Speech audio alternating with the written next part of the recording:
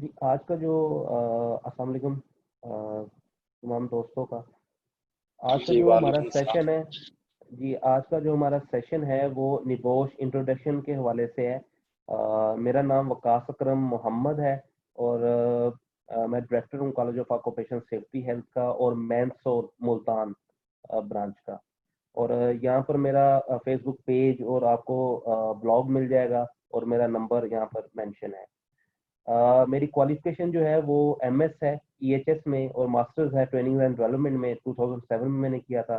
Plus मेरे पास ID level 6 है और साथ में 45,001 9001 की क्वालिफिकेशंस भी मैंने की हुई हैं और 13 इयर्स का मेरा एक्सपीरियंस है अरामको में, साबिक एड गैस और एंग्रो फर्टिलाइजर डेयर की जो फर्टिलाइजर प्लांट है।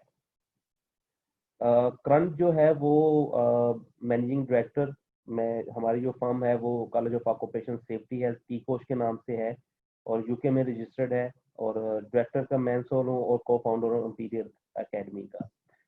अभी जो हमारा न्यू क्वालिफिकेशंस जो आई हैं जिसमें ओपन बुक एग्जाम है और उसमें जो है वो एनजी या आईजी सी जो क्वालिफिकेशन थी ये इनका जो अप्रूवल है ये एसक्यू ने दिया है। बेसिकली जैसे पाकिस्तान में इंजीनियरिंग काउंसिल्स हैं इसी तरह यूके के अंदर 4 अवार्डिंग बॉडीज हैं जहाँ से हमारी क्वालिफिकेशन जो होती हैं वो अप्रूव्ड होती हैं। उसमें कोल है, एसक्यूए है, स्कॉटिश क्वालिफिकेशन अथॉरिटी और सीसीईए है जो कि आयरिश को देखती है और क्वालिफिकेशन ऑफ वेल्स है। हमारी जो निबोश की क्वालिफिकेशन का जो पैटर्न है वो एसक्यूए से अप्रूव्ड है जिसमें open book exam approved by SQA. तो यहाँ पर जो फैक्टर है जो देखने वाला फैक्टर है वो यही है कि ये क्वालिफिकेशन निबोश ने खुद अप्रूव नहीं की, ये उनकी अथॉरिटी है वहां पर उसने इसको अप्रूव किया है। तो ये जल्दी चेंज नहीं होगी जब तक उनकी तरफ से रिकमेंडेशन नहीं आ जाती। तो आपके माइंड में ये होगा कि ये शायद ओपन बुक एग्जाम महीने बाद खत्म हो जाएगा, 2 महीने बाद खत्म हो जाएगा, ये विद अप्रूवल होगा एसक्यूए की। अगर हम लोग निबोश देखें तो नेशनल एग्जामिनेशन बोर्ड इन ऑक्यूपेशन सेफ्टी हेल्थ बनता है निबोश से, ये जो कि शॉर्ट फॉर्म है। इसमें डिफरेंट किस्म की क्वालिफिकेशंस हैं हमारे पास जिसमें आईजीसी है इंटरनेशनल जनरल सर्टिफिकेट जो कि ग्लोबली सबसे ज्यादा डिमांड किया जाता है। उसमें ऑयल एंड गैस की क्वालिफिकेशंस हैं हमारे पास, फायर मैनेजमेंट की क्वालिफिकेशंस हैं, रिस्क असेसमेंट की हैं और एचएसडब्ल्यू की हैं। तो ये जो कुछ क्वालिफिकेशंस हैं उनमें सबसे ज्यादा जो फेमस हमारे पास है वो आईजीसी है जो कि ओपन बुक एग्जाम है या नेशनल उनका डिप्लोमा है, सर्टिफिकेट है जिसमें उसने ओपन बुक उन्होंने किया है। अब हम फर्दर देख लेते हैं जी, जो आईजीसी में जो न्यू सिलेबस में उन्होंने जो लेके आए हैं वो ओबीई जिसको हम ओपन बुक एग्जाम का नाम दिया गया है। और इनके जो एप्स के जिसके थ्रू ये एग्जाम लेंगे वो मॉडल के नाम से है जो कि आगे मैं आपको उसकी पिक्स वगैरह भी शेयर कर दूंगा, उसका कैटलॉग भी यहाँ पर शेयर हो जाएगा। वो आपको कंप्लीट पैकेज जो है वो मैं यहाँ चैट के अंदर शेयर कर दूंगा आपके साथ। उसमें स्लाइड्स भी ये मौजूद हैं तो आप अपने रेफरेंस के लिए वो उसको यूटिलाइज कर सकते हैं। जो हमारा ओल्ड पैटर्न था वहां पर हमारे पास 3 यूनिट्स थे जिसमें आईजीसी 1 था, आईजीसी 2 और आईजीसी 3। लेकिन न्यू पैटर्न जो सिलेबस आया है आईजीसी का उसके अंदर 2 यूनिट उन्होंने हमें प्रोवाइड किए हैं जिसमें आईजी 1 जिसमें 4 चैप्टर्स हैं, लास्ट टाइम यहाँ पर हमारे 5 चैप्टर्स थे ओल्ड पैटर्न के ऊपर, और आईजी 2 जिसमें 8 चैप्टर थे, अभी हमारे पास वहाँ उन्होंने 7 चैप्टर्स कर दिए हैं, तो टोटल चैप्टर्स हमारे 11 हो गए हैं। पहले ये 13 चैप्टर्स थे जो कि हम लोग स्टडी करते थे। आईजी 1 के अंदर जो है वो हम लोग जो एग्जाम बेस्ड है ओपन बुक आईजी 1 का, और आईजी 2 की रिपोर्ट राइटिंग है जो कि एक रिस्क असेसमेंट टाइप रिपोर्ट है जो कि आप वहाँ पर बनाते हैं। अगर फर्दर इसमें चैप्टर्स की बात कर ली जाए तो इसमें फर्स्ट चैप्टर जो है आईजी 1 का उसके अंदर हेल्थ एंड सेफ्टी मैनेज क्यों की जाती है। दूसरा जो है health and safety management system जिसके अंदर 45,001 जो कि पीडीसी साइकिल पे बेस करता है वो हम स्टडी करते हैं, और थर्ड पे मैनेजिंग रिस्क, और 4 पे हमारी मॉनिटरिंग और मेजर हो रहा होता है। ये टोटल जो है ये 100 मार्क्स का एग्जाम होगा और इसमें टास्क 1 2 3 4 5 के टाइप के वो क्वेश्चंस दिए होंगे और बकायदा वहां पर ये भी मेंशन होगा कि ये क्वेश्चन किस सब्जेक्ट एरिया के रिलेटेड है। फॉर एग्जांपल अगर वो हेल्थ एंड सेफ्टी की बात करता है फर्स्ट मॉड्यूल की, तो उसमें वो मॉरल, लीगल और फाइनेंशियल देखता है, इंश्योरेंस, अनश्योर कास्ट देखता है, तो वो ऊपर साफ मेंशन होगा। तो यहाँ से भी आपको बड़ा इजी हो जाएगा एग्जाम। जो हमारा आईजी है वो हमारा 23 से सेशन स्टार्ट होना है। और एलिमेंट 2 जो है वो हमारे पास IG 2 जो एलिमेंट है उसमें फिजिकल साइकोलॉजिकल हेल्थ फैक्टर्स हम देखते हैं, मस्कुलोस्केलेटल हेल्थ है, केमिकल बायोलॉजिकल एजेंट्स हैं, जनरल वर्क प्लेस इशूज हैं, वर्क इक्विपमेंट है, फायर और इलेक्ट्रिसिटी। इसकी हमारी रिपोर्ट राइटिंग है जो कि रिस्क असेसमेंट या प्रैक्टिकल असेसमेंट जिसको आप बोलते हैं। तो ये न्यू सिलेबस के मुताबिक जो यूनिट 2 है उसमें हम लोग सिर्फ रिपोर्ट राइटिंग ही करेंगे, जो कि आप एग्जाम से विद इन 2 डेज उसको सबमिट करवाएंगे, और वो लेकिन बनाएंगे एग्जाम से पहले ही। इसके बाद जो है वो न्यू सिलेबस में क्या हुआ है, न्यू सिलेबस के अंदर उन्होंने आपको इंटरनेट बेस्ड जो है वो सॉफ्टवेयर प्रोवाइड कर दिया है, जिसमें आपको इंटरनेट कनेक्शन की जरूरत पड़ेगी एग्जाम देने के लिए, और आपको MS ऑफिस और PDF रीडर की जरूरत पड़ेगी जब आप वहाँ पर कोई रिपोर्ट राइटिंग करते हैं या पिक्स लगाते हैं। इस हवाले से टोटल उन्होंने हमें ये बताया कि 3000 वर्ड्स होंगे, जो कि 10 क्वेश्चंस में आपने वहां पर देने हैं। ठीक है, इससे ज्यादा वर्ड्स अगर होंगे तो वो उनको वो सॉफ्टवेयर उसको एक्सेप्ट नहीं करेगा। और टोटल जो फाइल साइज है वो हमारे पास 100 MB होनी चाहिए। ये ओवरऑल 100 MB होगी। ये नहीं है कि 100 MB की आप ज्यादा फाइल्स वहां पे अपलोड करेंगे, नहीं, टोटल साइज हमें 100 MB चाहिए। और फाइल फॉर्मेट जो है वो कौन कौन से हो सकते हैं, उसमें हमारे पास पिंग फाइल हो सकता है, जो कि आप हैंड रिटन रिपोर्ट बना के जो एग्जाम क्वेश्चंस हैं वो बना के और उसको पिक्स की फॉर्म में वहां पे अपलोड कर दें। JPG फॉर्मेट हो सकता है, MS वर्ड और PDF फॉर्मेट हो सकता है। और आपको 20 जो है वो आवर्स दिए जाएंगे एग्जाम के लिए, जो कि आपने उस सॉफ्टवेयर के अंदर लॉग इन होने के बाद सबमिट करवा सकते हैं। और उसमें जो एग्जाम टाइम होगा वो 9 BST ब्रिटिश टाइम जो है वो 9 AM का टाइम होगा, और पाकिस्तानी वो टाइम 1 o'clock बनता है। तो वो 24 आवर्स के अंदर आपने सबमिट करवाना है।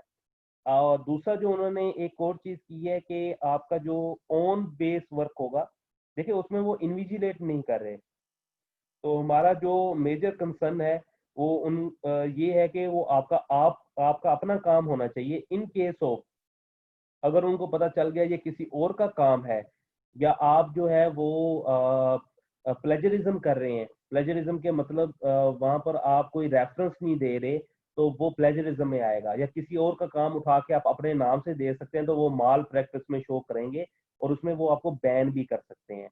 और इसमें उन्होंने जो है वो सिनेरियो बेस्ड, क्योंकि एग्जाम ओपन बुक कर दी है, तो उसमें वो नंबरिंग कुछ आपको कुछ पॉइंट्स उसमें से आपने डिस्कस करने हैं और उसके अगेंस्ट में वो आपको पॉइंट्स देंगे। अब वो जो नंबरिंग है वो पॉइंट बेस होगी है। फॉर एग्जांपल एक क्वेश्चन में वो 10 पॉइंट उन्होंने अगर वो उसके निकाले हैं, अगर आप 7 देते हैं या 8 देते हैं, तो वो आपको उनका 1 मार्क्स दे देंगे। तो 10 में से आपके 7 8 वो मार्किंग के हिसाब से आपको मिल जाएंगे। दूसरा, आप कोई रिसोर्स इस्तेमाल कर सकते हैं, कोई भी रिसोर्स। इस रिसोर्स के अंदर आपके पास आर्टिकल हो सकते हैं, बुक्स हो सकती हैं, आपके पास HSC वेबसाइट्स हो सकती हैं, आपके पास जो है वो नोट्स हो सकते हैं। तो ये जो इंफॉर्मेशन है जो आंसर की फॉर्म में आपने देनी है, कहीं से भी लिख सकते हैं। लेकिन क्वेश्चन यहाँ पर जो रेज होता है वो ये होता है कि 3000 वर्ड्स वो जो दे रहे हैं वो हम लोग यहाँ पे कंसीडर करेंगे कि 10 क्वेश्चंस हैं, तो 3000 वर्ड, इसका मतलब ये है कि वन क्वेश्चन के लिए 300 वन क्वेश्चन में 300 वर्ड्स आ जाएंगे आपके। तो इससे ज्यादा अगर आप लिखेंगे तो वहां पर वो सॉफ्टवेयर इसको एक्सेप्ट नहीं करेगा। और दूसरा जो है वो, जब भी आप निबोश के साथ रजिस्ट्रेशन के लिए जाएंगे तो वो डायरेक्ट आपको ईमेल करेगा। तो इसके लिए आपको ईमेल एड्रेस होना जरूरी है। ईमेल के बगैर आपकी निबोश के साथ रजिस्ट्रेशन नहीं होगी। और 3 days बिफोर एग्जाम वो आपको एक ईमेल करेंगे जिसमें आपकी यूजर नेम, लिंक, पासवर्ड, वो तमाम चीजें उसमें प्रोवाइड की जाएंगी। और ये पासवर्ड जो होगा टेम्परेरी पासवर्ड होगा, जो कि आप इसको रिप्लेस कर लेंगे, चेंज कर लेंगे। और जो न्यू पासवर्ड आप रखेंगे यूजर नेम, वो आपको याद होना चाहिए, ताकि वो एग्जाम वाले दिन वहां पर आप उसको पुट करके लॉग इन हो सकें। और इनके जो सॉफ्टवेयर का नाम है जिसके थ्रू आप एग्जाम देंगे वो मूडल के नाम से है, मूडल एप्स के नाम से। ये प्ले स्टोर पे भी अवेलेबल है और आपकी जो है वो स्टोर में भी मौजूद है, विंडो की जो स्टोर्स होती हैं वहां पे भी ये अवेलेबल हो चुकी है। अच्छा, इसमें हमारे पास ये कुछ सैंपल्स हैं, ये जो उन्होंने हमें प्रोवाइड किए हैं, ठीक है, वो मैं आपके साथ डिस्कस करना चाहूंगा। यहाँ पर देखें, OBE का मतलब यहाँ पर ओपन बुक एग्जाम है। अगर हम एग्जाम की बात करें तो इसको हम लोग जस्ट ओपन करते हैं तो आपको आई थिंक स्क्रीन जो है वो शेयर हो रही होगी। नहीं तो मैं यहाँ से आपको शेयर भी कर देता हूँ। अगर यहाँ पर देखा जाए तो देखें, यहाँ पर उन्होंने एक सैंपल हमें प्रोवाइड कर दिया है, IG1 और IGC1, ठीक है, ओपन बुक एग्जाम है। ठीक है, यहाँ पर वो ये बता रहा है कि आप जो है वो कोई सोर्स भी यूज हो सकता है आपका नोट्स की फॉर्म में, HSC वेबसाइट की फॉर्म में, और आपका ओन वर्क होना चाहिए या माल प्रैक्टिस की बात हो रही है। और साथ में वो यहाँ पर कुछ और चीजें भी प्रोवाइड कर रहे हैं हमें कि टोटल आपके पास ये जो एग्जाम है, अगर आपको आता है तो 4 आवर्स के अंदर आप इसको कंप्लीट कर लेंगे, लेकिन वो आपको 24 आवर्स दे रहे हैं। पूरा एक दिन आपके पास होगा इसको परफॉर्म करने के लिए, और 3000 वर्ड्स होंगे टोटल में। और इसमें जो फर्दर उसका स्टाइल कैसा होगा वो भी देख लेते हैं। यहाँ पे देखें, एक सिनेरियो उसने दिया हुआ है, एक कंपनी की वो बात करेगा, वहां पर कुछ इश्यूज वगैरह को वो डिस्कस करेगा, और एंड पे वो आपको क्वेश्चन रिक्वायर्ड करेगा इस स्टाइल के अंदर। Task 1, discuss moral reasons for managing health and safety. ठीक है, इसमें वो यहाँ पर बता रहा है कि आप एक कंपनी में मॉरल रीजन को आपने देखना है। ये जो क्वेश्चंस है ये आपने ऐसे ही कंसीडर करना है कि आपकी ऑर्गेनाइजेशन में ये इश्यूज आए हैं तो आपको कैसे सॉर्ट आउट करेंगे, इसके पॉइंट्स आप बताएंगे, ठीक है, सपोर्ट करेंगे अपने इस आंसर को। इसी तरह यहाँ पर वो इन्वेस्टिगेशन की बात कर रहा है, नियर मिसेस की बात कर रहा है, health and safety policies arrangements की बात कर रहा है। तो ये डिफरेंट स्टाइल में वो आपको यहाँ पर एग्जाम दे सकता है। ठीक है, तो ये जो फैक्टर है सैंपल वाला, ये मैं आपको शेयर भी कर दूंगा। और इसमें टू द पॉइंट होना चाहिए, 3000 वर्ड से ऊपर ना हो आपका एग्जाम, अदरवाइज वो सॉफ्टवेयर उसको एक्सेप्ट नहीं करेगा। मैं स्क्रीन आपके साथ दोबारा शेयर कर रहा हूँ। हमारी स्लाइड्स थी यहाँ पर, तो यहाँ पर आपने सैंपल एग्जाम देख लिया है। अब फर्स्ट जो फर्दर जो हम लोग देखेंगे वो लर्नर टेक्निकल गाइड बुक है, वो भी हम लोग देख लेते हैं।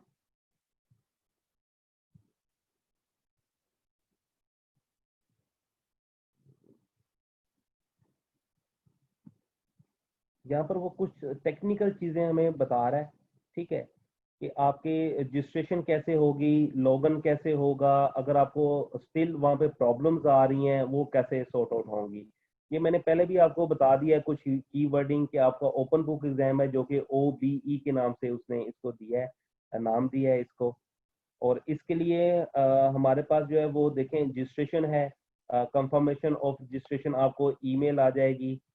इसमें जो है वो आपको रिवाइज या प्रिपेयर ऑफ OBE, अगर उसमें कोई इश्यूज वगैरह आ रहे हैं तो वो आप लोग देख लेंगे इसमें पहले ही, 3 दिन पहले एग्जाम से 3 दिन पहले जो है वो आपको उसका नोटिफिकेशन आ जाएगा रजिस्ट्रेशन का, कंफर्मेशन का। और 24 आवर्स, ये देखें 9 BST ब्रिटिश टाइम के मुताबिक एग्जाम होगा, और उसमें 24 आवर्स आपको दिए जाएंगे एग्जाम कंप्लीट करने के लिए। और एंड पर एक क्लोज इंटरव्यू होगा। ये इंटरव्यू बेसिकली कोर्स प्रोवाइडर ने लेना है, और इसके अंदर वो आपकी आइडेंटिफिकेशन रिक्वायर्ड करेगा, जिसमें आप अपना NIC या आप अपना कैमरा ऑन करेंगे और शो करवाएंगे कि ये आप ही हैं। ठीक है, इसमें वो आपसे कुछ क्वेश्चन या आपसे कुछ इंटरव्यू कर सकता है रिजल्ट से, जो है ना, मतलब कि आपने जो एग्जाम दिया है उसके मतलब वो आपको क्वेश्चनिंग कर सकता है, लेकिन वो ज्यादा नहीं करेगा। और ये जो एग्जाम इंटरव्यू जो बुक हो रहा है ये एग्जाम के साथ या बुक करवा सकते हैं। अगर आपको बाद में इसको बुक करवाते हैं तो वो इसके लैदा चार्जेस लेगा आपसे।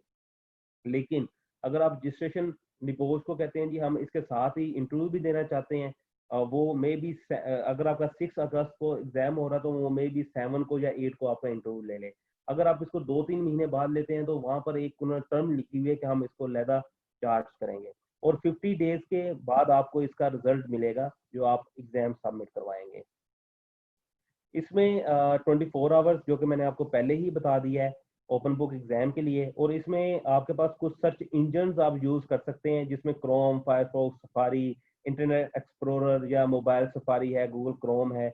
तो ये जो है ये आप यूज कर सकते हैं, रिकमेंडेड यही है आपके पास। अगर फर्दर हम लोग इसको देख लें, इसमें जो है वो मैंने आपको पहले बताया वर्डिंग आपकी 300 होनी चाहिए, प्लस आपको जो है वो 100 MB से ज़्यादा फाइल का साइज नहीं होगा। लॉगन जो है वो आपको आपके ईमेल पे आएगी डायरेक्ट। उसके बाद जो लॉगन है वो आपको जिसमें आपका एग्ज़ाम और इस वाले से जो इंफॉर्मेशन होगी वो आपको 3 दिन पहले मिल जाएगी। अगर आपको वहाँ पर कोई इश्यू आता है उस दिन, जहाँ पर आपका फॉर एग्जांपल एक्सेस नहीं हो पा रहा सॉफ्टवेयर का, तो वहाँ पर आप अपना इंटरनेट कनेक्शन चेक कर सकते हैं। आप लोग जो है वो अपनी लॉगिन की करेक्ट जो इंफॉर्मेशन है वो आप देखेंगे क्या उसकी वजह से प्रॉब्लम तो नहीं आ रहा। और आप लोगों के पास अगर कोई कॉपी पेस्ट वर्ड की फाइल में उसका पासवर्ड यूजर नेम आपने सेव किया हुआ तो उसको आप एक दफ़ा चेक करेंगे। अगर फर्दर भी आपको कोई प्रॉब्लम आ रहा है तो ईमेल दी गई है जो कि obe@nibosh.org.uk है, और लाइव चैट भी वहाँ पर वेबसाइट पे मौजूद है। वहाँ पे सपोर्ट टीम आपको सपोर्ट करेगी इस हवाले से, क्योंकि आपको पता है नेट का इशू आ जाता है। प्लस अगर आपको 3 दिन पहले ईमेल नहीं आती, 2 दिन उन्होंने उसमें रेड जोन में ले लिए हैं, अगर 2 दिन तक भी पहले ईमेल नहीं आती तो फौरी तौर पे आप ओबी पर उनको ईमेल कर देंगे, जो कि आपको वो सपोर्ट कर देंगे इसमें कि आपको ईमेल क्यों नहीं आई या क्या इशू है। अच्छा, ओपन बुक एग्जाम के अंदर ये देखें उसने ये कुछ यहाँ पर इंफॉर्मेशन प्रोवाइड की है। इस तरीके से ये सारा सिस्टम होगा। फर्दर वो हमें यहाँ पर अगर फॉरगेट पासवर्ड आप भूल गए हैं तो वो आप रिट्रीव कर सकते हैं। जो आपने निबोश बुकिंग के लिए जो आपने ईमेल डाला हुआ है वहीं पर आपको उसकी इंफॉर्मेशन रिसीव होगी, और ये आपकी इंफॉर्मेशन ईमेल आप करेक्ट उनको देंगे, और ताकि कम्युनिकेशन में कोई प्रॉब्लम ना आए। अच्छा, जब आप फर्स्ट लॉगिन करेंगे देन वहाँ पर वो आपसे रिक्वायर्ड करेगा उनकी पॉलिसीज को एक्सेप्ट करना। ठीक है, आप उनकी पॉलिसीज को एक्सेप्ट करेंगे देन आप जो है वो आगे प्रोसीड कर सकते हैं, अदरवाइज आप प्रोसीड नहीं कर पाएंगे। तो ये फैक्टर जो है ये आपने उसको कंसीडर करना है। ये यहाँ पर कुछ और उसने डिटेल में चीज़ें बता दी हैं कि कैसे आपको लर्नर नंबर इशू होगा। वो सैंपल यहाँ पे वो सारा बता रहा है नाम के साथ कैसे वो शो होगा। ठीक है, तो ये चीज़ें कुछ हैं जो आप इसको फर्दर देख लीजिएगा। ये कैटलॉग मैं आपके साथ शेयर कर दूंगा, ये कैटलॉग भी। अ, अभी हम लोग जो है वो थर्ड पॉइंट की तरफ चलते हैं कि लर्नर गाइड के अंदर कौन सी चीज़ें उसने प्रोवाइड की हैं। लेट्स सी जी। हमारे पास जो है वो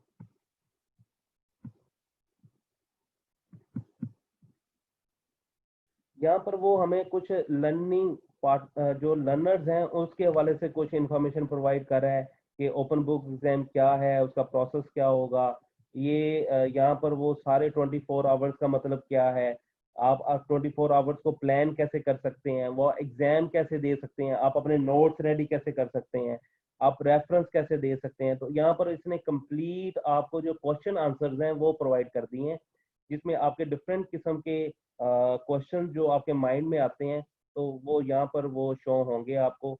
यहाँ पर उन्होंने जो उसके एक्सपेक्टेड जो आंसर्स हैं वो उसने बता दिए हैं। ठीक है, तो यहाँ पे मार्किंग कैसे होगी, ये सारा कुछ उसने इस कैटलॉग के अंदर प्रोवाइड किया है। अगर हम फर्दर इसका देख लें, सॉफ्टवेयर की बात कर लें, तो सॉफ्टवेयर को हम लोग देख लेते हैं कि वो किस स्टाइल में होगा। इसके अंदर जो है वो जो नाम दिया गया है सॉफ्टवेयर को मैंने पहले भी बता दिया है। ठीक है, वो मॉडल का नाम दिया गया है इसमें। ये जो सॉफ्टवेयर है ये काफ़ी उन्होंने 1 मंथ में ये डिज़ाइन किया है इसको। ये आपको प्ले स्टोर पे भी मिल जाएगा और आपकी जो विंडो जो है वहाँ पे भी आपको अवेलेबल है। इसको आप इंस्टॉल कर लेंगे अपने सिस्टम के अंदर, ठीक है। और यहाँ पर वो आपको साइट जो आपका लर्नर पार्टनर है वो प्रोवाइड करेगा, यूजर नेम और पासवर्ड यहाँ पे आ रहा है। और उसके बाद आप इनकी पॉलिसीज को एक्सेप्ट करेंगे, ठीक है। यहाँ पे वो देखें पॉलिसीज का हमें बता रहा है, वो पॉलिसीज आपकी एक्सेप्ट हो जाएंगी। देन फर्दर जो है वो आपके पास ऐसी स्क्रीन आ जाएगी जिसके ऊपर एक तो फॉर्मेट, ये जो फॉर्मेट है ये बेसिकली आपने अपलोड कर लेना है अपने सिस्टम के अंदर।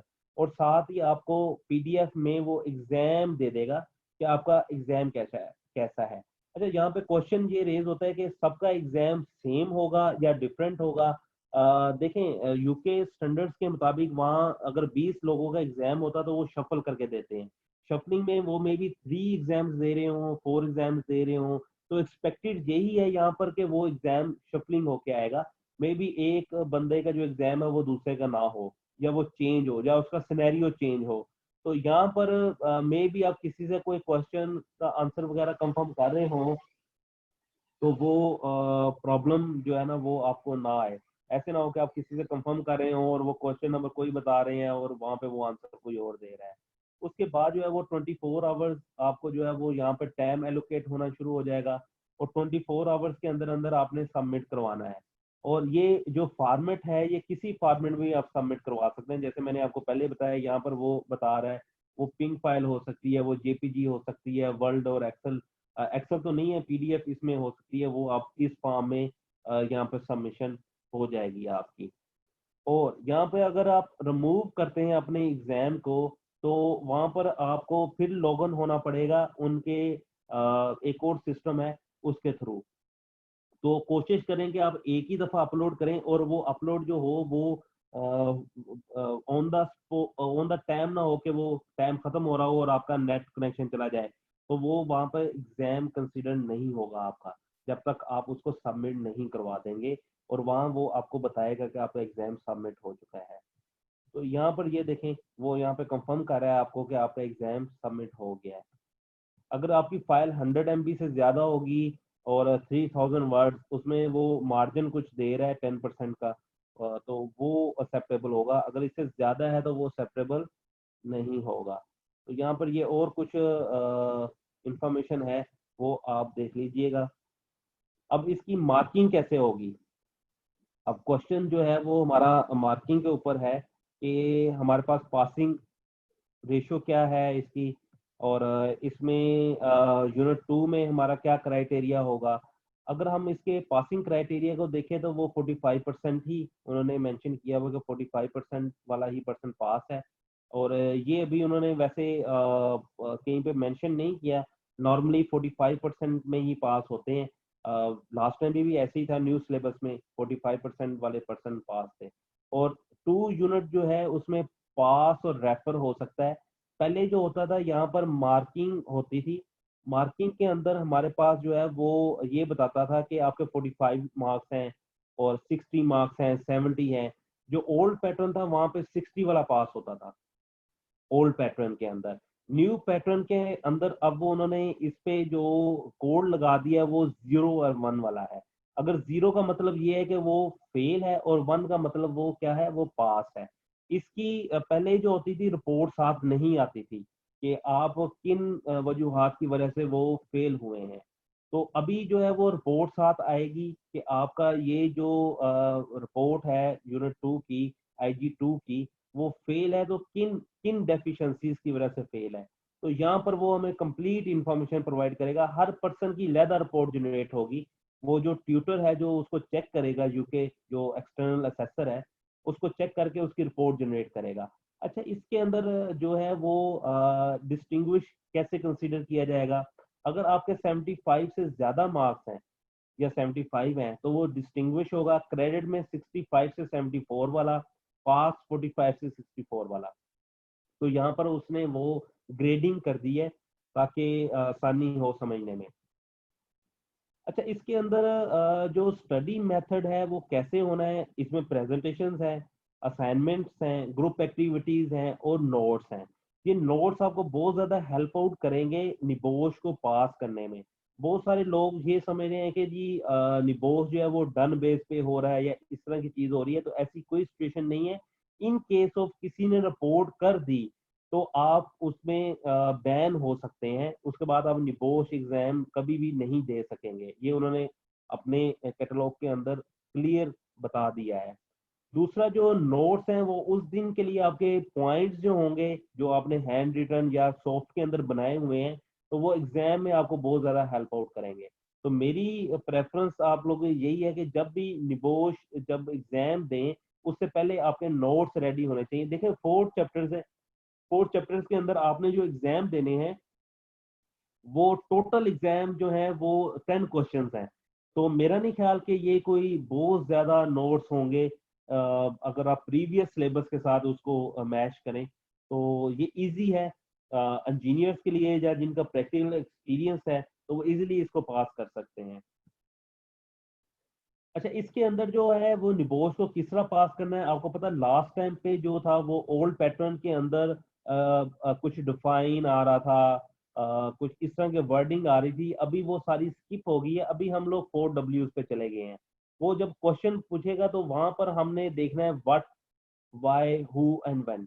वो क्वेश्चन इन चीजों के मुतालिक करेगा, उसमें ये टर्म वो यूज कर सकता है जो कि हमने इसको आंसर करना है। अगर आपको इस क्वेश्चन को समझने के लिए इस चीज की आपको अवेयरनेस होगी कि ये डब्ल्यूज हमने कैसे इस्तेमाल करने हैं, तो आपके लिए एग्जाम इजी हो जाएगा। और जो फर्दर जो है वो मॉक एग्जाम वगैरह हो सकते हैं, इसमें सिनेरियो बेस्ड एग्जाम आप अपने ट्यूटर के साथ डिस्कस कर सकते हैं, अपने कोर्स प्रोवाइडर के साथ डिस्कस कर सकते हैं कि स्टडी किस तरह हम लोग करें। मे बी आप पहले ही स्टडी करना शुरू कर दें, सेल्फ स्टडी करें, देन उसके बाद जो है वो आप समझें जी हम रेडी हैं एग्जाम के लिए। तो ये आपके अपनी सेल्फ परसेप्शन है कि आप किस तरीके से इजीली तैयारी कर सकते हैं। अभी हम लोग जो है वो क्वेश्चन आंसर लेंगे। अगर कोई लोग क्वेश्चन आंसर लेना चाहते हैं, कोई क्वेश्चन है उनके माइंड में, तो वो बता सकता है ताकि मैं उसको जो है वो आंसर कर सकूं। कोई भी क्वेश्चन इस हवाले से आपको।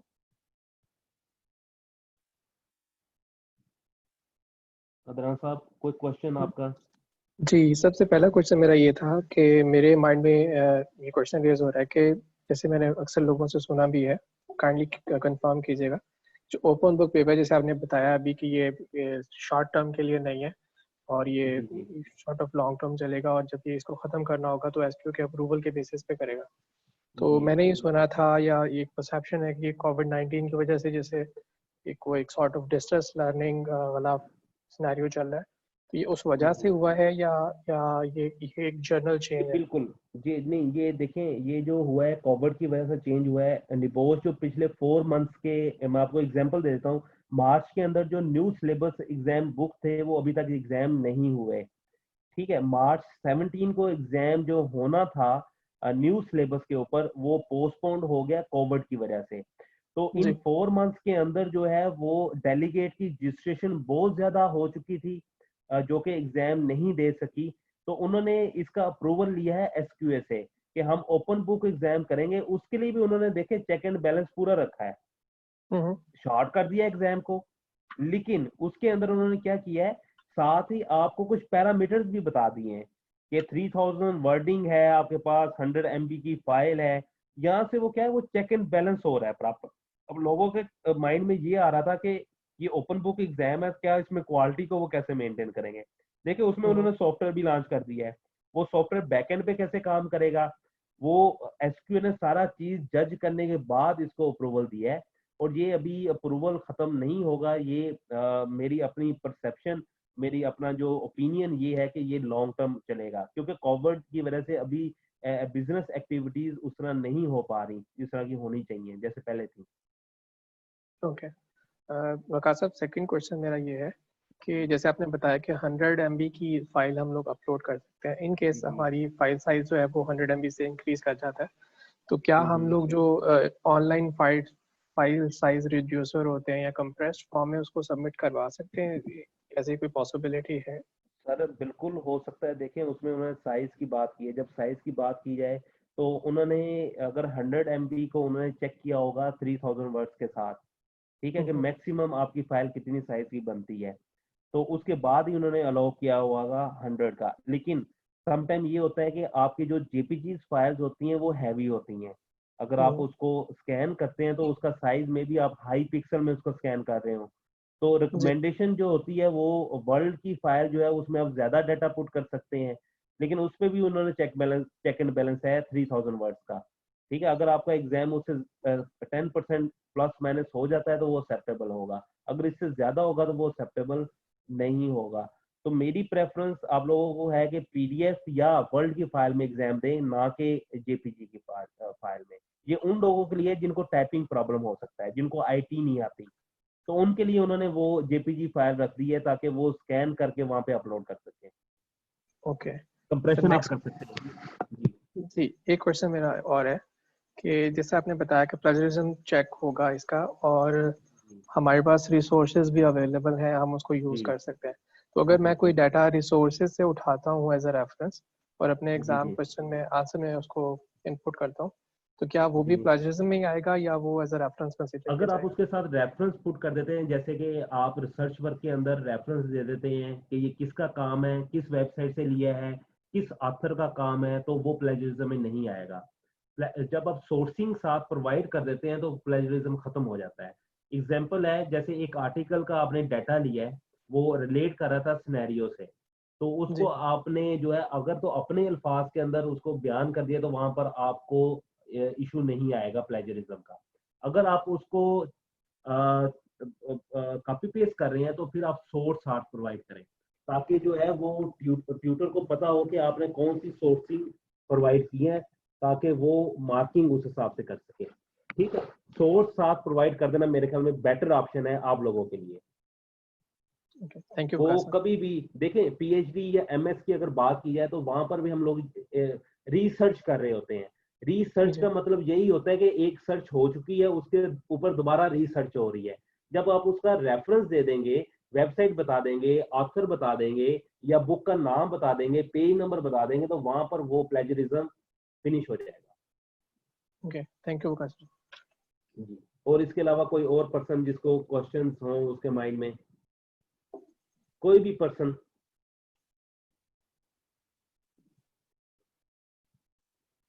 अच्छा, एक क्वेश्चन यहाँ पे चैट में आया हुआ है मेरे पास, कि सैंपल पेपर में उन्होंने जस्ट जो है वो बताया गया कि इस स्टाइल में एग्जाम होना है। अब वहां पर जो है वो क्वेश्चन कम और ज्यादा हो सकते हैं, वो बेस करेगा उसके ऊपर कि वो उस आपको एग्जाम कैसे देता है। लेकिन ये जस्ट एक सैंपल दिया है, सैंपल के तौर पे आपके पास आया है कि ऐसा एग्जाम हो सकता है।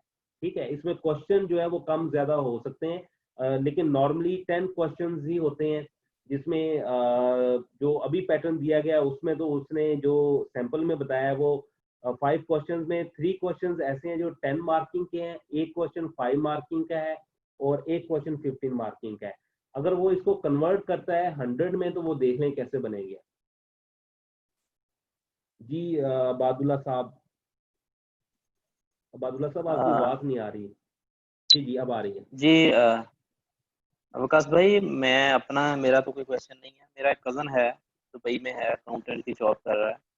जी जी। वो भी इसमें इंटरेस्टेड था मेरे साथ-साथ। सर देखें, वो भी करना चाह रहा है ये ये चीज़। सर देखें ये वो कन्वर्जन करना चाह रहा है, हेल्थ एंड सेफ्टी में आना चाह रहा है। ठीक है, एक तो बेसिक नॉलेज उसको होना चाहिए हेल्थ एंड सेफ्टी का, कि उसको चीज़ों का पता हो। जब हम हेल्थ एंड सेफ्टी की बात करते हैं तो उसको risk assessment, work at height क्या होती है, हॉट जॉब क्या होती है, ठीक है, तो इन इन चीज़ों का पता हो। और देखिए अब सिनेरियो बेस्ड एग्जाम है, वो लोग जैसे इंजीनियर्स हैं तो उनके लिए तो बहुत इजी है, क्योंकि उनका टेक्निकल बैकग्राउंड है, और इंजीनियर जो है मोस्टली वो केमिकल या मैकेनिकल वाले होते हैं, वो इसमें सब्जेक्ट भी स्टडी करते हैं अपने जो सिलेबस होता है बीएस का या बीई का। तो रिकमेंडेशन यही होती है कि बेसिक नॉलेज बंदे को हो, ताकि और रिटन स्किल्स भी यहाँ पे आपको हेल्प आउट करती हैं। अगर आपको देखें एक्सपोजर बहुत अच्छा है आपका, लेकिन अगर आप राइट नहीं कर सकते तो वो किसी काम की नहीं है। तो यहाँ पर जो है वो रिटन स्किल वाला पार्ट भी आपने देखना है, और अवेयरनेस आपको कितनी चीजें आती हैं। अगर तो वो निबोस सेशन लेने के बाद समझता है कि यार मैं इसको एग्जाम दे सकता हूँ और पास भी कर सकता हूँ, देन तो वो अवेल करे। अदरवाइज वो इसको डिले कर सकता है। ठीक है, आपने 2-3 महीने सेल्फ स्टडी करे, 4-5 मंथ्स लगाए उस पर, एक्टिविटीज को समझे, गाइडलाइंस ले लोगों से, देन वो एग्जाम की तरफ जाए तो वो ज्यादा सूटेबल होगा मेरे नजदीक। मैं फ्रेश पर्सन को वैसे प्रेफरेंस नहीं देता निगोश के हवाले से। जी ठीक हो गया। जी नदीम साहब।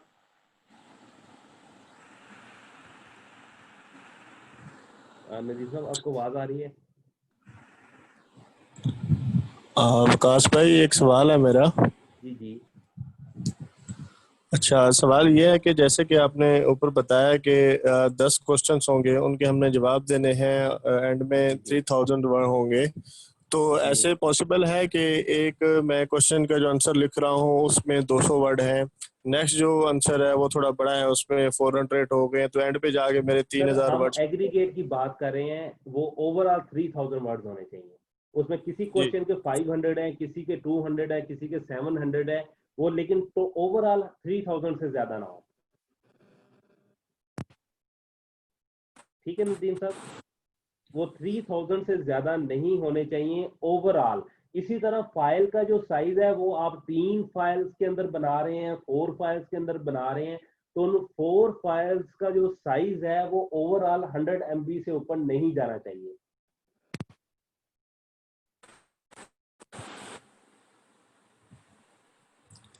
ठीक है नदीम तो साहब। क्लासेस स्टार्ट हैं विकास भाई, ले रहे हैं, सेशन करवा रहे हैं सर आप? हमारा सेशन एंड हो चुका है पहला। हम लोगों ने उनको यूनिट 1 क्लियर हमारा हो गया है। अभी यूनिट 2 उनका स्टार्ट होगा। ठीक है, नेक्स्ट स्केड्यूल जो है वो हमारा 23 का है। उसमें अभी हम लोग देख रहे हैं, क्योंकि आगे ईद भी है तो चीज़ों को मैनेज कर रहे हैं अभी करंट सिनेरियो के अंदर। फिर उसका प्लान हम शेयर कर देंगे, अगर, क्योंकि इसमें बहुत सारे लोग ऐसे भी हैं जो हमारे ओल्ड स्टूडेंट्स हैं, जैसे बादुल्ला साहब हैं, तो उनको कन्फ्यूजन थी कुछ इस हवाले से। कुछ और लोग भी हैं, तो वो फराज साहब जो हमारे ब्रांच मैनेजर हैं, तो उनके साथ वो अटैच थे, तो उनके कुछ क्वेश्चन वगैरह थे, तो वो इस सेशन में हैं। और इसके अलावा अगर कोई और पर्सन जो क्वेश्चन करना चाहे। जी वकास साहब, मेरा एक क्वेश्चन था। जी जी। ये जो क्लोजिंग इंटरव्यू आपने बताया था, क्या इसके जी एग्जाम की वेटेज भी होगी या जस्ट ये कंफर्मेशन के लिए है कि कैंडिडेट को ये? सर, ये कंफर्मेशन के लिए बेसिकली। कंफर्मेशन देखें, हम लोग जब रिलायबिलिटी और वैलिडिटी की बात करते हैं तो स्टूडेंट्स के साथ इंटरेक्शन करना भी वहाँ पे ज़रूरी है। पहले तो इन्विजिलेटर होता था जो कि इसको इन्विजिलेट कर लेता था, बंदों के साथ इंटरेक्शन वहाँ पे हो जाती थी कि ये पर्सन है। अब मसला यहाँ पे ये है कि वो आपकी आइडेंटिटी भी चेक करना चाह रहे हैं। आप फिजिकल तो पेन नहीं हो रहे किसी लोकेशन के ऊपर, आप अपने जी घर बैठ के एग्जाम दे रहे हैं, ऑफिस के अंदर एग्जाम दे रहे हैं, वो आप किसी भी लोकेशन के ऊपर एग्जाम दे रहे हैं। तो यहाँ पर उन इस चीज को इंश्योर करने के लिए कि कोर्स प्रोवाइडर को उन्होंने कह दिया कि आप कोई पर्सन एलोकेट कर दें जो कि आइडेंटिटी को वेरीफाई करे। ऐसे ना हो कि आपकी जगह कोई दूसरा बंदा एग्जाम दे रहा हो, या वो बंदा आईडी किसी और का है और एग्जाम कोई और दे रहा है। ठीक है, तो इस चीज को इंश्योर करने के लिए उन्होंने जो है ना वो ये सिस्टम निकाला इंटरव्यू का। और इसमें एक फैक्टर और भी था कि स्टूडेंट जो होते हैं वो आपको पता है जब तक किसी जगह पे अपेयर ना हो ना, वो सेटिस्फाई भी नहीं होते। जैसे जी वो ब्रिटिश काउंसिल में जाते थे तो वो एक सेटिस्फेक्शन लेवल होता था वहां पर, कि आपको वो इन्वायरमेंट दिया जाता था जहाँ बैठ के आप इजीली एग्जाम दे सकते हैं। तो उस फैक्टर की वजह से भी लोगों को फील हो कि यार हमने निबोश दिया है।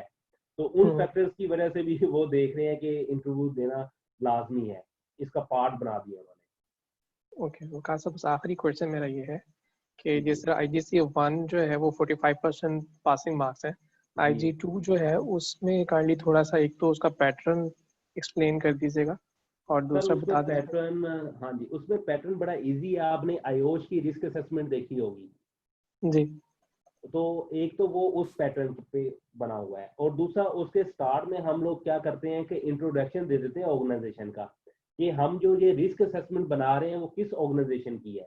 वो पेट्रोकेमिकल है, वो H2S प्लांट है, या वो कोई ऑयल एंड गैस प्लांट है, या वो कोई जी कंस्ट्रक्शन साइट है।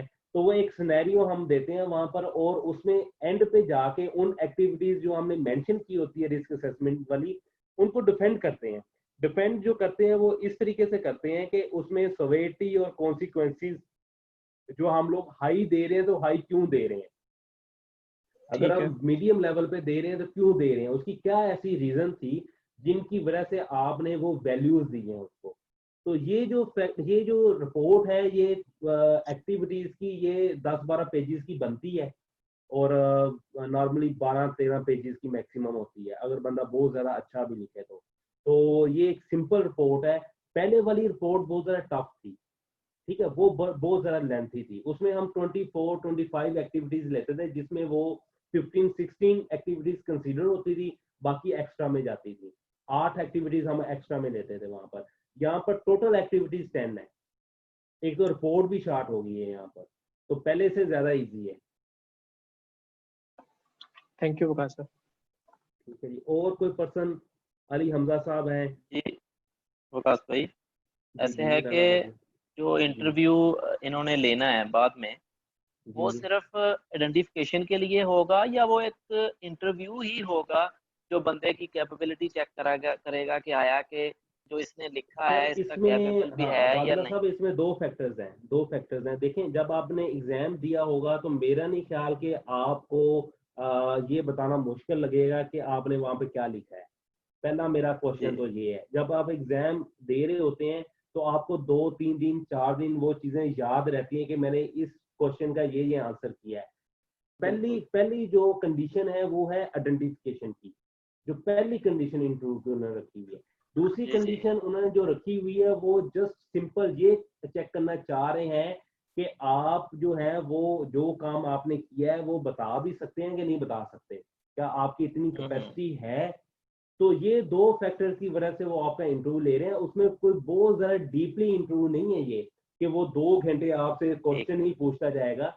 ये उस तरह का इंटरव्यू नहीं है जैसे एक जी जॉब इंटरव्यू होता है या लेंथी इंटरव्यू होता है, ये एक जस्ट इंट्रोडक्शन आपके साथ, उसमें वो आपकी स्किल्स या सही है। आपने जो एग्जाम दिया है उसके मतलब वो पूछ लेगा।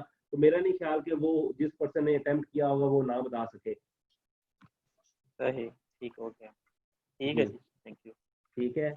आमिर साहब यहाँ पे हैं और गुल नवाज साहब हैं जी। आपका कोई क्वेश्चन इस हवाले से, इसकी रिकॉर्डिंग मैं आप लोगों को शेयर कर दूंगा लिंक के ऊपर, तो आप ये रिकॉर्डिंग अपने रेफरेंस के लिए यूज कर सकते हैं। इसमें इंफॉर्मेशन में अगर कोई 19-20 हो तो उसके लिए माजरत है, क्योंकि इंफॉर्मेशन जितनी हमें उन्होंने मैनुअल दिए थे जो मैं उसमें से निकाल सकता था वो मैंने आपको बता दिए।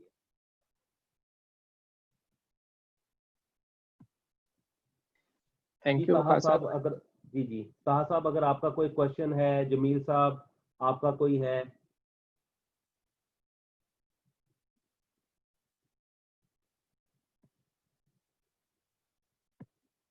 कोई क्वेश्चन किसी का? जी वकास सर, लास्ट क्वेश्चन मेरा है जी कि जी। IG2 की जो पासिंग क्राइटेरिया है क्या वो भी 45% है या उसको नहीं नहीं, कैसे वो असेस करें? 45% नहीं है, वो उन्होंने ये कर दिया है कि मैंने आपको लास्ट टाइम भी बताया कि पहले जो रिस्क असेसमेंट रिपोर्ट जाती थी उसके 60 मार्क्स थे, 60। अभी उसके जो मार्किंग है वो उन्होंने 0 और 1 की फॉर्म में कर दी है, या तो वो आपको पास करेंगे या आपको फेल करेंगे। अगर डेफिशिएंसीज बहुत ज्यादा हैं, ठीक है, तो वो आपको फेल करेगा। अगर आपकी डेफिशिएंसीज कम है और अच्छी चीजें ज्यादा लिखी हुई है तो वो आपको पास कर देगा। लेकिन अगर वो आपको फेल करेगा या पास करेगा तो उसके साथ आपको एक रिपोर्ट देगा कि किस रीजन की वजह से मैंने आपको फेल किया है और किन रीजन की वजह से मैंने आपको पास किया है। तो वो एक उसकी जो चेक एंड बैलेंस है वो प्रॉपर हो जाएगा। ओके। जी आमिर साहब कोई क्वेश्चन आपका? जी जी आमिर साहब, गुलनवाज साहब जी बताएं।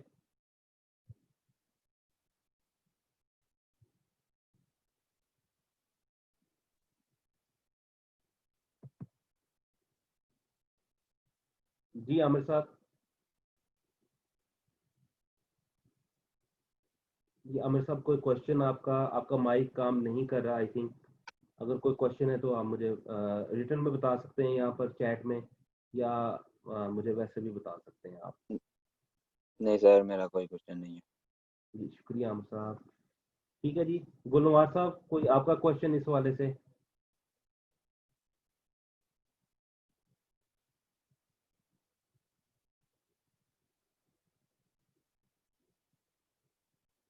जी ये जमील साहब हैं। जमील साहब कह रहे हैं जी जमील साहब आपका कोई प्रैक्टिकल एक्सपोजर है पहले हेल्थ एंड सेफ्टी के अंदर, आपने कोई जॉब की हो इस हवाले से?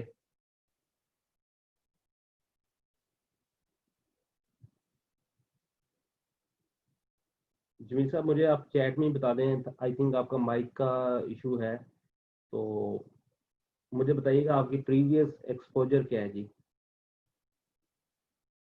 ठीक है, आपका गवर्नमेंट का टीचिंग का एक्सपीरियंस है और आपका जो है वो एमए इंग्लिश है। और सर मेरी प्रेफरेंस आपको निबोश की नहीं होगी, बी जेन्युइन अगर मैं बात करूं, क्योंकि आप शायद बाहर जाना चाह रहे हैं। ठीक है, आप बाहर जाना चाह रहे हैं लेकिन आपका एमए इंग्लिश के बिहार पे आप टीचिंग जॉब कर रहे हैं, तो मैं नहीं समझता कि एमए इंग्लिश वाला जो पर्सन है वो आपकी स्किल बहुत अच्छी होगी इंग्लिश में, मैं ये नहीं कह रहा कि आपकी स्किल अच्छी नहीं है। आप गवर्नमेंट एम्प्लॉय भी हैं तो आप वो उस क्राइटेरिया को जो है ना वो प्रॉब्लम आपका जो है वो टीचिंग एक्सपोजर बहुत अच्छा है, पढ़ा भी सकते हैं, लेकिन आपका हेल्थ एंड सेफ्टी के अंदर एक्सपोजर नहीं है। तो हेल्थ एंड सेफ्टी में एक्सपोजर ना होने की वजह से जो है वो मैं प्रेफरेंस नहीं दूंगा कि गो फॉर निपोश आईजीसी। हालांकि ये बहुत इजी हो गया है लेकिन मेरी प्रेफरेंस नहीं है। जी मोहम्मद नदीम साहब कह रहे हैं कासब आईजीसी 1 न्यू पीडीएफ बुक शेयर कर सकते हैं। सर बिल्कुल आपको बुक्स मिल सकती हैं, ये हमारा पर्पस नहीं है कि आप जो है वो सिर्फ जब रजिस्ट्रेशन कराएंगे तब आपको बुक्स मिलेंगी। आपको ये फ्री बुक्स जो है वो अवेलेबल भी हैं मेरे पेज के ऊपर, और प्लस अगर आप मुझे कहेंगे तो नदीम साहब आप मुझे टेक्स्ट कर सकते हैं नंबर पे, आपको निपोश की बुक मिल जाएगी फॉर स्टडी पर्पस सॉफ्ट के अंदर। और इसके अलावा कोई क्वेश्चन?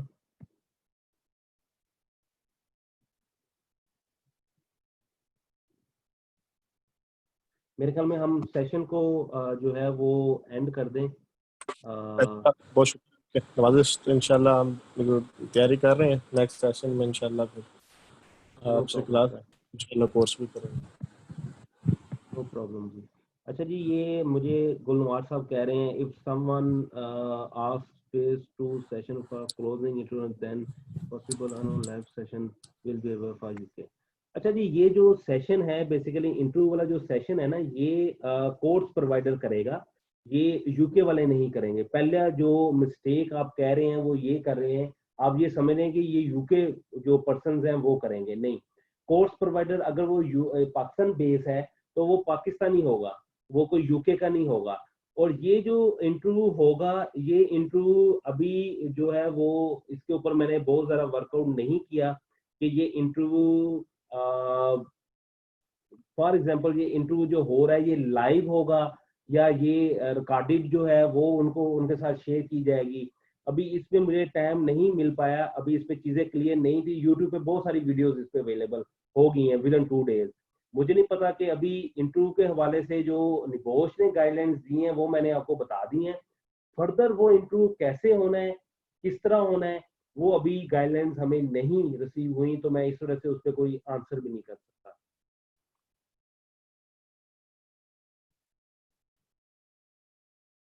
क्लियर है जी गुलनवार साहब? मेरे ख्याल में क्लियर होगा आपको ये पॉइंट। और कोई क्वेश्चन आपका इस हवाले से?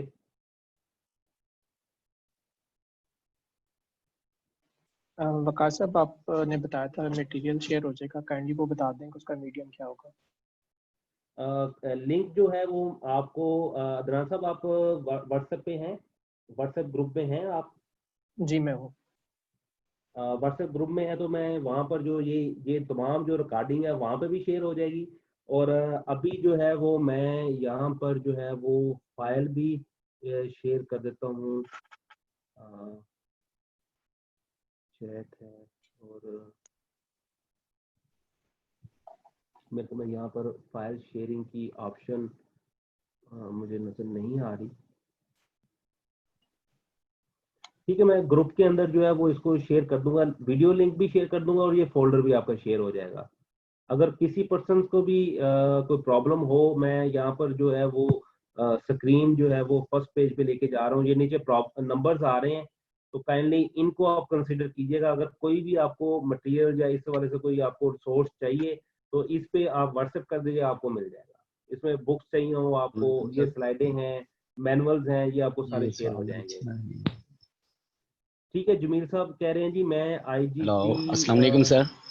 जी वालेकुम सलाम हमजा साहब।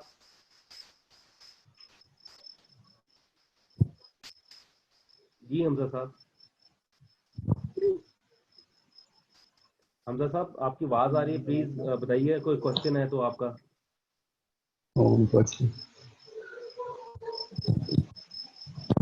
सर मेरा क्वेश्चन आपसे ये है कि मैंने एमफिल केमिस्ट्री किया हुआ है, तो क्या मैं ठीक है, सेफ्टी साइड पे इस साइड पे आ सकता हूँ, और मुझे बिल्कुल क्या आप आ सजेशन सकते हैं देंगे आप सर। इस बारे में? केमिस्ट्री देखें अटैच है आपके या केमिकल वाले जो हैं वो अटैच होते हैं बड़े हेल्थ एंड सेफ्टी के साथ क्लोजली वहाँ पे, क्योंकि कुछ प्लांट्स जी सर। पेट्रोकेमिकल की जब बात की जाती है तो वो केमिस्ट्री वाले लोग जो हैं वो उसमें प्रोसेस में या दूसरी साइड पे वो चले जाते हैं। तो जो केमिस्ट्री वाले लोग हैं जिनकी एमएससी होती है या एमफिल होता है या वो पीएचडी होते हैं, तो वो इजीली जो है इसमें इंटर हो सकते हैं, ओके वो सर। इजीली हो सकते हैं इसमें। मैं ये जी जाती सर, तौर पे समझता हूँ मैं कि ये वो सोच जो रहा है ना, था कि ये मतलब कोई इंजीनियरिंग टाइप या कोई टेक्निकल होगा जो सर मतलब इजीली बेसिकली क्लियर हेल्थ ना एंड किया जा सेफ्टी, सके जी जी, हमारे लिए, या इस तरह का कोई? हेल्थ एंड सेफ्टी जो है ना ये एक सोशल साइंसेज के सब्जेक्ट हैं कोई इसके मसला अंदर। नहीं। ठीक है, इसके अंदर जो है वो डिफरेंट किस्म के सब्जेक्ट्स हैं, मैं आपको बता देता हूँ। इसमें मैनेजमेंट भी होती है, इसके अंदर इंजीनियरिंग भी है, इसके अंदर जो है वो सोशल एस्पेक्ट्स भी हैं, पब्लिक भी है। तो इसको हम ये हेल्थ एंड सेफ्टी के जो ओवरऑल पूरी दुनिया में अगर देखें, विकीपीडिया पे भी सर्च करें तो ये सोशल साइंसेज की फील्ड बनती है। तो सोशल साइंसेज के अंदर जो है वो एमबीए वाले नॉर्मली जो होते हैं, आर्ट्स वाले नहीं, इसमें आर्ट्स भी है लेकिन बहुत कम है, लेकिन इंजीनियर्स हो गए, आपके एमबीए मैनेजमेंट वाले हो गए लोग, वो इजीली इसमें आ जाते हैं। इसलिए बहुत सारी मेंबरशिप्स जो होती हैं वो वहां पर हेल्थ एंड सेफ्टी या एमबीए साथ मेंशन होता है। यूके के अंदर अगर आप आईआईआरएसएम की मेंबरशिप लेते हैं, कि दुनिया की दूसरी बड़ी बॉडी है हेल्थ एंड सेफ्टी की, पहले नंबर पे आयोश है मेंबरशिप के हवाले से। तो आईआईआरएसएम जो है वो वहां पर आपकी सीवीज को अगर आपने एमबीए किया हुआ है या मैनेजमेंट या ट्रेनिंग एंड डेवलपमेंट में इन्वॉल्व है तो वो आपको मास्टर लेवल की डिग्री वहां पर आपको मेंबरशिप अवार्ड कर देता है। तो इस हवाले से मैं प्रेफरेंस दे सकता हूँ कि वो लोग जो सोशल साइंसेज के सब्जेक्ट में उन्होंने मास्टर्स है, जैसे उनका एमएससी केमिस्ट्री है या एमएससी हेल्थ एंड सेफ्टी वाले तो ऑलरेडी इसमें इंक्लूड होते हैं, आपके मैनेजमेंट वाले हैं, इसमें ह्यूमन रिसोर्स वाले हैं, तो वो इसमें इजीली इंटर हो सकते हैं। ह्यूमन रिसोर्स का ये एक फोर्थ फंक्शन है हेल्थ एंड सेफ्टी। अगर आप ब्रॉडर यूके में जो स्टडी करवाई जाती है, एमबीए जो पढ़ाया जाता है, उसमें फोर्थ फंक्शन हम मेंटेनेंस का लेते हैं, और मेंटेनेंस के अंदर आपकी हेल्थ एंड सेफ्टी आती है, जिसमें ओशा स्टैंडर्ड्स पढ़ाए जाते हैं। या यूके के अंदर भी जो ह्यूमन रिसोर्स है उसका फोर्थ फंक्शन यही है। ठीक है, तो ये उससे बड़ा रिलेट करता है। तो मैनेजमेंट वाले जो लोग होते हैं नॉर्मली, जैसे आपके इंजीनियर्स होते हैं, तो वो क्या करते हैं, वो मास्टर्स करते हैं और वो मैनेजमेंट वाला जो पार्ट होता है वो उनका स्ट्रॉन्ग हो जाता है, और साथ में उनका सर्टिफिकेशन होती है हेल्थ एंड सेफ्टी की, तो वो मार्केट के अंदर उनको बड़ी अच्छी जॉब्स मिल जाती है।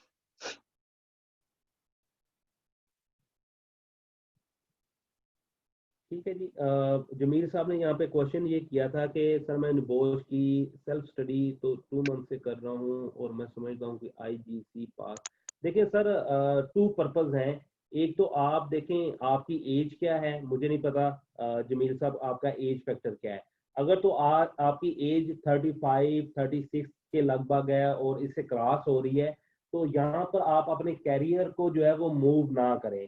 आप एक ही फील्ड के अंदर रहते हुए काम करें, तो आपके कामयाबी के जो रेशियो है वो बढ़ जाती है। नॉर्मली हम लोग जो होते हैं वो देखें, लर्निंग स्टेज जो है वो आपकी 20-21 से स्टार्ट होकर 30 तक की है। उसके बाद फिर कैरियर का मिड लेवल आता है आपका, जिसमें हम लोग 31 से 40 साल तक काउंट करते हैं। और फिर आप जो टॉप मैनेजमेंट जो सीईओज होते हैं वो 41 से 50-55 या उससे तो आपका जो कन्वर्जन है वो आपकी एज फैक्टर के ऊपर भी इफेक्ट करेगी कि आपकी एज क्या है, प्लस आप जो है वो ये भी यहाँ पे कंसीडर हो रहा होगा कि आप कन्वर्जन क्यों करना चाह रहे हैं, क्या आप सेटिस्फाई नहीं है अपनी जॉब से या क्या इशू है। तो मेरे ख्याल में आप इन फैक्टर्स को देखें और अगर आप समझते हैं तो पर्पस देखें आप अपना कैरियर का, देन वो आपके लिए इजी होगा।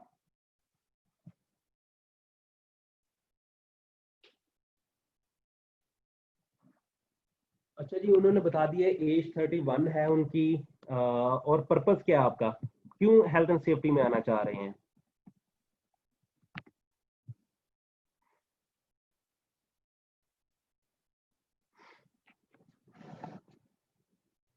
सैलरी कम है, लोग नॉर्मली जो होते हैं वो देखें उनका जो पर्पस होता है वो बाहर जाके ये समझते हैं वहाँ पे अर्निंग बहुत ज्यादा होगी या उनकी जो है वो सेविंग ज्यादा होगी। तो देखें आपने कॉस्ट बेनिफिट एनालिसिस देखना है कि आप जो पैसे लगा रहे हैं वो आपको कितना बेनिफिट दे सकता है। ठीक है, आप उस चीज को भी अपने माइंड में रखें कि आप अगर एक फीस भर रहे हैं तो उसके बाद जो है आपको रिटर्न कितना आ रहा है। तो जहाँ आपका कोई बाहर ऐसा रेफरेंस है जो आपको कह रहा है कि आप निगोश कर लें, देन हम आपको सपोर्ट करेंगे। तो ये बहुत सारे ऐसे फैक्टर्स हैं जो कि कंसिडरेबल होते हैं कन्वर्जन के अंदर। यहाँ पाकिस्तान में टीचिंग के हवाले से हम मुतमिन नहीं। ठीक है जी सर, आप मुतमिन नहीं हैं। हमारा जो गवर्नमेंट का जो सेक्टर है टीचिंग का वो ऐसे ही है। आप डिससेटिस्फाई हैं अपनी जॉब से, इस हवाले से आप देखें। अगर आपको लगता है कि मैं इसको पास कर लूंगा, लेकिन अगर आपका बैकग्राउंड है, आपकी फैमिली के अंदर बहुत सारे लोग ऐसे होते हैं जो इंजीनियर्स होते हैं या ऐसे लोग होते हैं जो आपको सपोर्ट कर रहे होते हैं या ऐसे रिलेटिव्स होते हैं, तो फिर आपको उनकी तरफ से अगर सपोर्ट है तो देन आप जा सकते हैं इसके लिए, निबोश के लिए। ठीक है, जैसे आप कह रहे हैं कि सऊदी अरब में मेरे जो है वो कुछ रिलेटिव्स हैं जो कह रहे हैं जी निबोश कर लो, लेकिन बाहर जॉब इतनी इजी नहीं है जितना हम लोग समझ रहे होते हैं। लेकिन वहां पर अगर आप किसी अच्छी कंपनी के अंदर आपकी जॉब हो जाती है तो देन आपके लिए बहुत ज्यादा आगे चांसेस होते हैं मूव करने के लिए।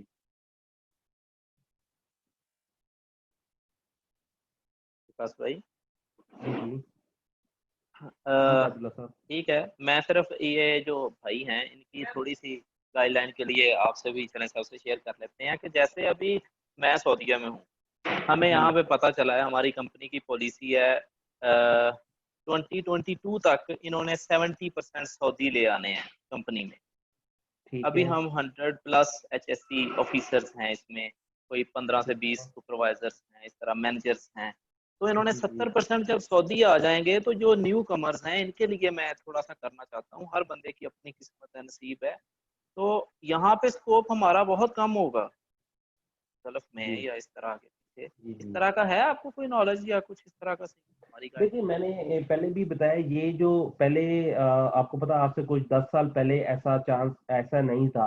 वहां पर सारे पाकिस्तानी होते थे एक साइड के ऊपर। देन जब जी जी सऊदीज ने देखा तो हमारे लिए जॉब अपॉर्चुनिटीज कम हो रही हैं, तो देन उन्होंने क्या किया, वहां पर 30% का कोटा कर दिया। फिर वो 45% पे आ गया। अब वो उसको ऐसा ऐसा इंक्रीज करते जा रहे हैं। उसमें आप एक फैक्टर को देख रहे हैं।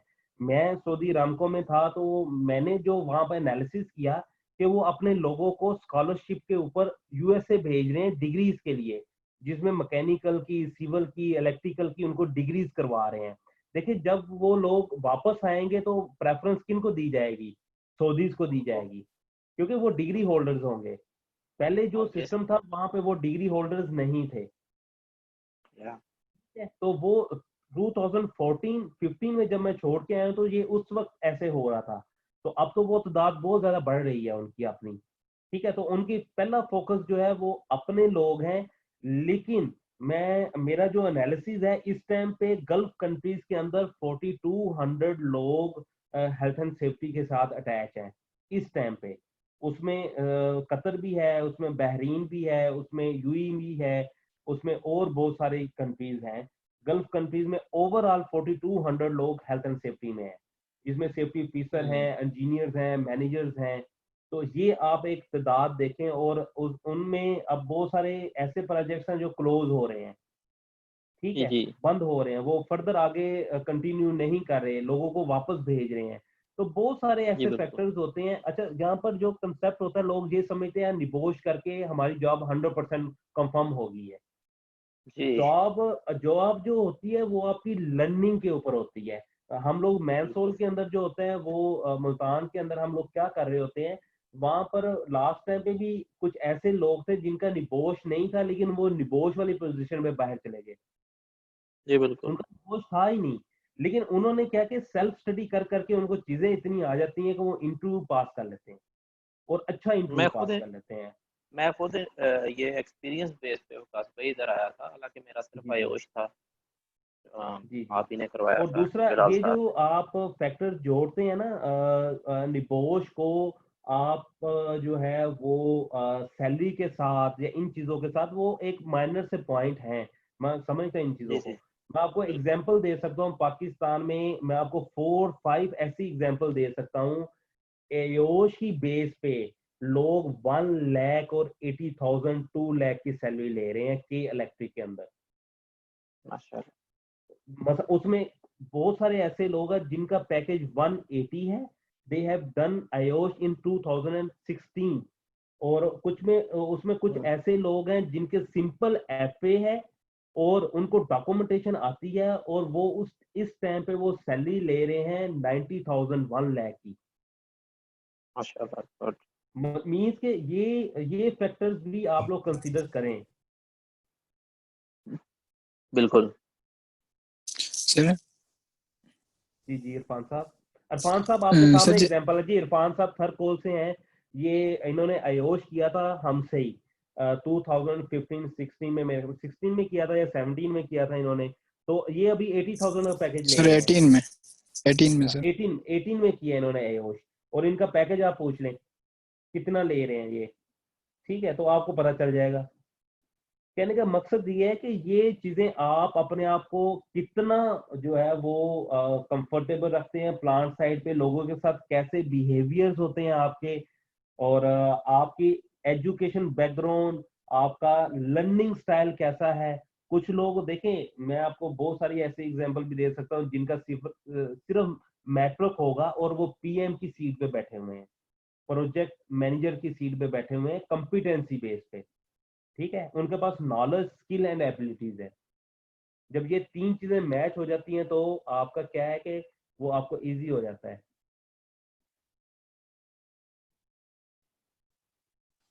सर मेरा सवाल ये है कि जैसे हमारे कुछ मतलब हमारे यहाँ सिंध में ना ज्यादा बंदों को हेपेटाइटिस सी पॉजिटिव आता है, तो नॉर्मल ब्लड में तो चलो ठीक है वो ब्लड आ गया, लेकिन आगा खान की रिपोर्ट पीसीआर जब करवाते हैं तो उसमें नहीं आता। तो क्या ये बंदा बाहर जॉब कर सकता है? इसमें देखें, ये जो कुछ कंट्रीज के अंदर मेडिकल पहले नहीं होता था, अब उन्होंने मेडिकल की रिक्वायरमेंट डाल दी है। और जब आप हेल्थ एंड सेफ्टी या बाहर जाने के लिए कोई भी क्वालिफिकेशन करें, तो इस फैक्टर को देख लीजिएगा, मेडिकल वहां पे रिजेक्ट हो जाता है। समटाइम वो यहाँ से पास करवा जाते हैं मेडिकल, लेकिन बाहर जाके दोबारा मेडिकल होता है तो वो क्या होता है कि वो एक्सेप्टेबल नहीं है, ठीक है। उसमें कंपनी ने अब ये पॉलिसी बनाई हुई है, अगर इन केस कोई पर्सन किसी अदारे के थ्रू हैबिटेटस है और वो बाहर चला जाए, तो उस कंपनी को वो एक ह्यूज अमाउंट का जो है ना वो पनिशमेंट देते हैं फाइन की सूरत में। तो ये जो टेस्ट है जिसको हैबिटेटस है, उसके लिए प्रॉब्लम है बाहर जाना। कई कंट्रियों में वो एक्सेप्टेबल है, कई कंट्रियों में वो एक्सेप्टेबल नहीं है। जैसे सऊदीया में हैबिटेटस वाले लोगों को अलाउ नहीं किया जाता। और एज कोई फैक्टर ऐसा जिसमें 21 सर होनी अलाउ चाहिए। किया जाता हो? इसमें 2-3 कंट्रीज हैं जहाँ पे अलाउ किया जाता है। इसमें जो लॉन्ग टर्म प्रोजेक्ट वाले लोग होते हैं, जो जिसको हम कहते हैं जी 2 इयर्स का कॉन्ट्रैक्ट है या 3 इयर्स का है, वो तो वो चांसेस कम है। लेकिन ऐसे लोग जो शॉर्ट पीरियड ऑफ टाइम के लिए जाते हैं, वो जा सकते हैं। सऊदीया में वो भी नहीं जा सकते, उनका मेडिकल मस्ट है, ठीक है। जैसे अबू धाबी है, वहां पे भी जो है वो नहीं जा सकते। कतर है, वहाँ जा सकते हैं। कतर में एज फैक्टर होता है 21 का, 21 अगर आपकी एज है तो देन वो आपको अलाउ करेंगे काम करना वहाँ पर। सर फॉर एग्जांपल किसी विजिट वीजा पे अगर वो बंदा जाना चाहे तो वो वहां पे जा उसका सकता है, सोर्स हो। वो जा सकता है जी वहाँ पे जब सोर्स हो, लेकिन वहाँ पे सर भी किस कंपनी आपका मेडिकल लेती है। सर जरूरी नहीं कि ऐसी जॉब हो जिसमें हमारा मेडिकल लिया जाए, तो कोई भी जॉब्स हो सकते हैं। फॉर एग्जांपल यूएसए में चला जाता हूँ, वहाँ पे किसी कहीं भी मैं एज अ लेबर भी जॉब कर सकता हूँ, तो वहाँ तो हमारे लिए ये चीज तो जरूरी नहीं होगी ना सर। सर बिल्कुल, वो देखें अब हर बंदे की अपनी एक वो है, वो सोच कुछ रहा होता है, लेकिन मेरे ख्याल में जो रूल्स एंड रेगुलेशन बने होते हैं उनको पहले स्टडी करें। जैसे बहुत सारे ऐसे लोग होते हैं जो कि आयुष 19 की एज में कर लेते हैं, 20 की एज में कर लेते हैं, लेकिन उनका पर्पज होता है बाहर जाना, तो वहां पर एज रिस्ट्रिक्शन आ जाती है 21 की। ठीक है, कतर के अंदर जो है वो एज रिस्ट्रिक्शन नहीं होती। मैं आपको एग्जांपल दे रहा हूँ इब्राहिम की, जो कि डरकी से हैं, आपके वहां पर एंग्रो में भी उसने जॉब की हुई है, और वो कन्वर्टेड हुए हैं मुस्लिम, तो उनके लिए बड़ा प्रॉब्लम था, ठीक है, बाहर जाना। और उनके लिए हमने फिर कोशिश की थी कतर के लिए कि वो कतर चले जाएं, लेकिन उसके बाद वो कोविड आ गया जिसकी वजह से वो अभी तक पेंडिंग में है।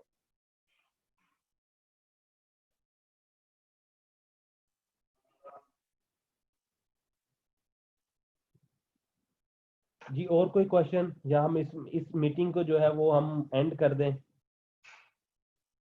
और सर ये था कि मैं निबोश के बाद मुझे क्या करना चाहिए, जबकि मेरी एज भी छोटी है, 21 है। ठीक है सर, उसमें जो है निबोश के बाद जो है वो जॉब सर एक अपॉर्चुनिटीज क्वेश्चन था मेरा देखें। सर।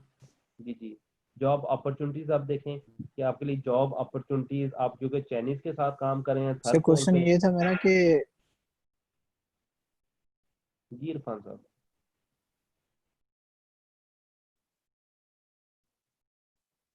जी इरफान साहब, मेरे ख्याल में सिग्नल ड्रॉप हो रहे हैं। मेरे ख्याल में हम लोग इस मीटिंग को क्लोज कर दें। क्वेश्चन आंसर जो है वो सारे जी सर कंप्लीट हो कंटिन्यू चुके करने, हैं। तो इसके बाद मुझे निबोश के बाद क्या करना चाहिए सर यहाँ पे, सर जबकि देखें मुझे पता है कि उसमें यहाँ अच्छा निबोश है, के बाद, कॉन्ट्रैक्ट मुझे मिला हुआ है और मैं आगे देखें बढ़ सकता हूँ, ये तो इस वाले से। इरफान साहब, ये आप अपना कैरियर पाथ पूरा बनाएं। देखिए आपने आयोश किया और आप एक हैंडसम अमाउंट जो है वो अर्न कर रहे हैं, रोटेशन जॉब है आपकी। इसी तरह आप जो है वो देखें कि आप किस सेक्टर के अंदर जो है वो अपने आप को बेटर समझते हैं। आप जो है जैसे अभी आप माइनिंग की फील्ड के अंदर हैं, वहाँ पर माइनिंग हो रही है, कोल निकल रहा है और वहाँ पे एनर्जी सेक्टर है, ठीक है। तो आप अपने आप को एक्सपर्ट करें किसी एक एरिया के अंदर। आप कंस्ट्रक्शन के अंदर करें, आप जो है वो ऑयल एंड गैस के अंदर करें, आप जो है वो पेट्रोकेमिकल के अंदर करें, और देखें कि इसमें मेरे लिए कौन कौन सी फ्यूचर के अंदर जो सर्टिफिकेशन है मुझे सपोर्ट कर सकती हैं, या गवर्नमेंट की नीड्स क्या आ रही हैं, या ऑर्गेनाइजेशन की नीड्स क्या आ रही हैं। जब आप एक नीड को, लोग निबोश क्यों करना चाहते हैं, एक ऑर्गेनाइजेशन जो है वो आपको डिमांड करता है कि आपके पास निबोश हो। वो 2-3 कंडीशन लगाता है, वो ये लिखता है NEBOSH IGC plus 3 years of experience, या फिर वो ये कहता है बीई इंजीनियर या BSc engineer plus NEBOSH IGC. तो ये जो रिक्वायरमेंट्स होती हैं ये उस सेक्टर के अंदर जाने के लिए आप उसको देखें, जॉब को जॉब समझ के सर्च करें। हमारे यहाँ नॉर्मल ये होता है कि हम लोग जॉब को जॉब समझ के सर्च नहीं करते। आप देखें जॉब सर्च करना भी एक बहुत बड़ा टास्क है। आप जब काम कर रहे होते हैं ऑफिस के अंदर 9 to 5, और जॉब जब ढूंढ रहे होते हैं तो वहां पर 9 to 5 आप जॉब सर्च नहीं करते। अगर आप 9 to 5 जॉब सर्च करना स्टार्ट कर दें तो आपको जॉब मिल जाएगी और आपकी डिमांड के मुताबिक जॉब मिलेगी। हम लोग ये कंप्लेन करते हैं कि हमारे पास जॉब्स नहीं है, जॉब्स अवेलेबल हैं। तो आप उन उन रिक्रूटर्स को कैसे पता चलेगा जी कॉम्पिटेंट पर्सन यहाँ पे मौजूद है, जब तक आप जो है वो उनको सीवीज ड्रॉप नहीं करेंगे, जब तक आप उनको बताएंगे नहीं कि मेरा एक्सपर्टीज लेवल क्या है, ठीक है। तो ये फैक्टर्स को इरफान साहब आपने देखना है, और आगे अपने कैरियर को जो है आप, क्योंकि 21 है, आपके साथ 2-3 लोग और भी थे, शमीर दाहिर है जो कि बहुत अच्छा सैलरी पैकेज ले रहा है, फरमानुल्लाह है जो कि एंग्रो पॉलीमर पे हैं, ये तमाम लड़के जो हैं, तो ये अभी बड़े एज कम है इनकी, तो ये अपने आप को प्लान कर रहे हैं। इसमें कुछ लोग जो है वो उन्होंने प्लानिंग कर चुके हैं, कुछ गाइडलाइंस ले रहे हैं, कुछ देख रहे हैं कि हम कौन सी सर्टिफिकेशन की तरफ जाएं, और बिला वजह सर्टिफिकेशन ना करें, पर्पस के थ्रू जो है वो अपनी सर्टिफिकेशन करें, पर्पस अपने माइंड में रखें। ठीक है, बहुत सारे लोग क्या होते हैं वो 10-10 सर्टिफिकेशन ले लेते हैं लेकिन उनके पास नॉलेज नहीं होता। तो मेरा जो कंसर्न है वो लर्निंग आउटकम होना चाहिए आपका, लर्निंग आपको आनी चाहिए। सर्टिफिकेशन जो है वो आपको बहुत ज्यादा हेल्प आउट नहीं करती अगर लर्निंग नहीं होगी। अगर लर्निंग आपकी है तो आप निबोश के साथ जो है वो अच्छा पैकेज ले सकते हैं। अगर लर्निंग नहीं है, निबोश पास भी है, तो आपको वो सैलरी पैकेज नहीं मिलेगा।